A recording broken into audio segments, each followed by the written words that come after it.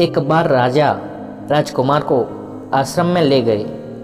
साधु के पास राजा को देने के लिए एक आसन तक नहीं था, अतः राजा भूमि पर बैठे। लेकिन राजा को यह थोड़ा अच्छा नहीं लगा।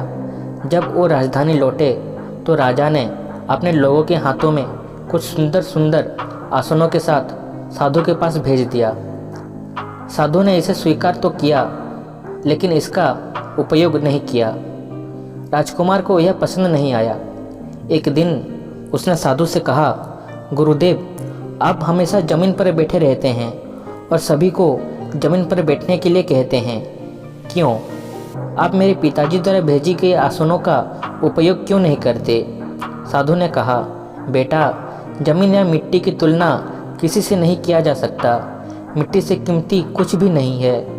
उस पर बैठने के लिए आसन का क्या ज़रूरत?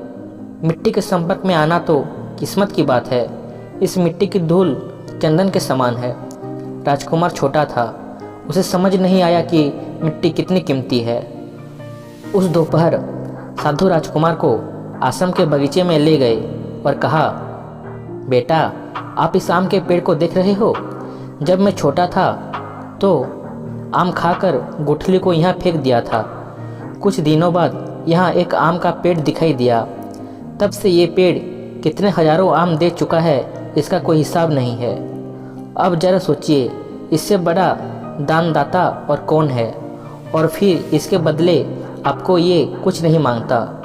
इस मिट्टी सारी प्राणी जगत का भार भी सहती है। इस तरह के गुणों से भरे मिट्टी के संपर्क में आना किस्मत की बात है।